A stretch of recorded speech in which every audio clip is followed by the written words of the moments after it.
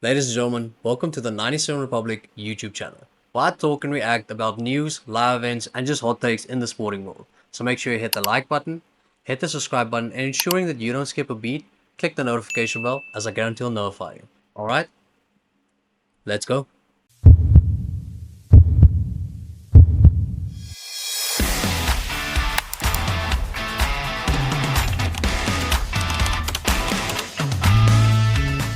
Ladies and gentlemen, ever heard of the expression, you don't strike gold at the same place twice?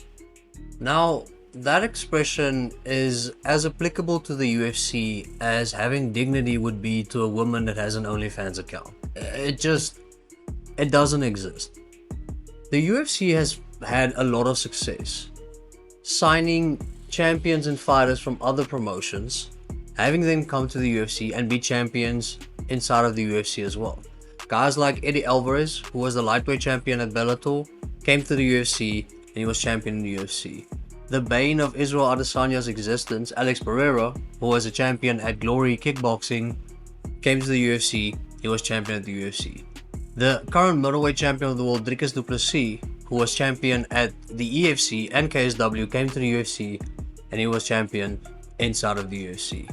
However, there is an expression that does apply. And what is the expression called? You have a face only mother can love. No, it's not that one. Oh, hit or miss. Sometimes you might hit him, sometimes you might miss him. The other side of the proverbial coin is guys like Ben Askren, who was signed by the UFC. He was champion at Bellator in the welterweight division and got absolutely dog-walked inside of the UFC. Guys like Kei Asakura, who previously fought against Alexandre Pantoja for the flyweight championship of the world. He was a champion at Ryzen, also got dominated by Pantoja. And guys like Hector Lombard, who arguably might be one of the scariest people God has ever put on this planet, but he wasn't able to be a champion inside of the UFC. So sometimes it plays out exactly as you'd want it, and sometimes the fighters just fail to meet the expectations of becoming a UFC champion. Now we have a new prospect that pertains to this particular subject, and the guy's name is Reinier de Ridder. Now, I didn't know much about him.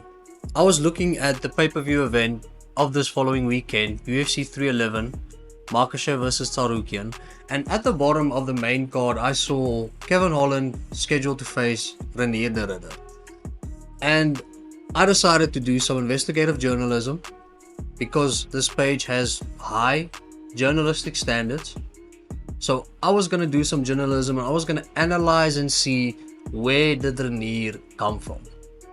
So Reinier was in a lot of organizations, but the ones that you would probably know of, the EFC, where he fought and won. He had one fight inside of the EFC, and he fought and beat a guy that, interestingly enough, I knew of, and my coach at the time was friends with him.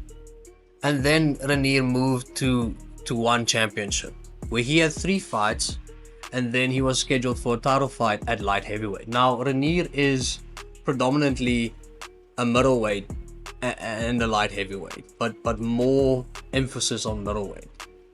But he had a title shot at light heavyweight, and he beat his opponent, and then defended the belt against the same opponent, beat him again, then went down to middleweight to face the middleweight champion and beat him as well, and then defended his one championship middleweight belt. So then at the time, Reinier was 16-0, and then he ran into something that I don't even think should be human. Alright, the guy's name is Anatoly Malaika. Now, if you guessed that Anatoly is Russian, you are 100% correct. It is always the Russians. If you ever see a guy that looks like an absolute specimen, that is jacked, he doesn't look human, looks like he was made in a lab, looks like his urine could be jet fuel, chances are 90% he's Russian. And Reinier ran into Anatoly at the time. Now, they fought their first fight at light heavyweight. And at the time, Reinier was the light heavyweight champion of one, the middleweight champion of one, and Anatoly was the heavyweight champion of one.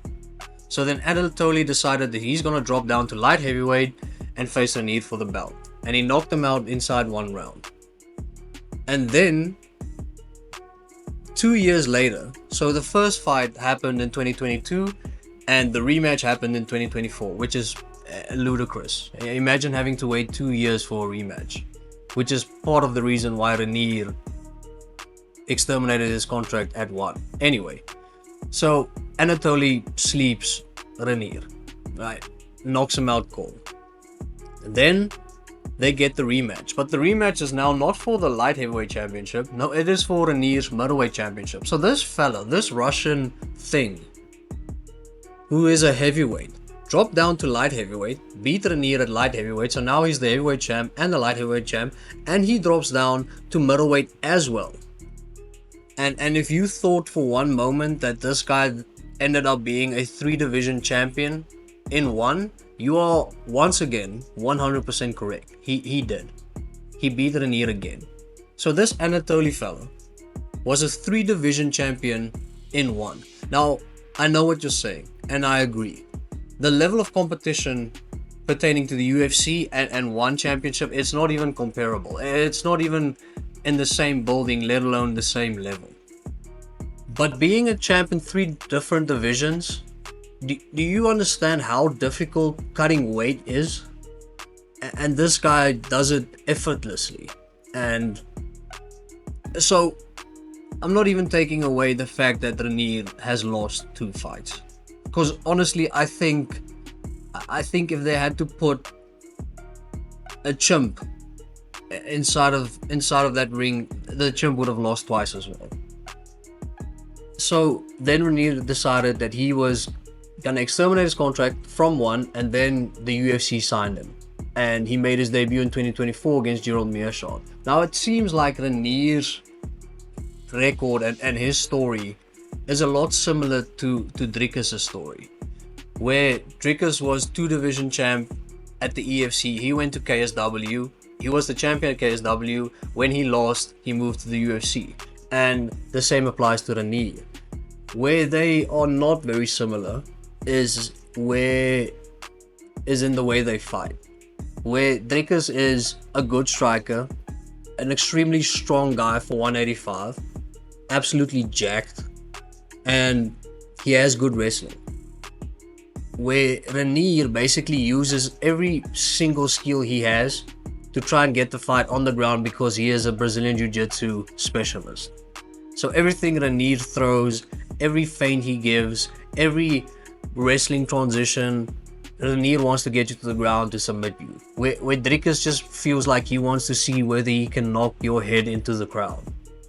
But in terms of their record and their story, it seems a lot similar. So then I watched Reinier's fight against Gerald Meerschaert, and it feels like this is where great prospects separate themselves from good prospects. When Hamzat fought Gerald Meerschaert, he knocked him out in under a minute. It looked like Hamzat also wanted to see whether he can knock Meerschaert's head into the crowd.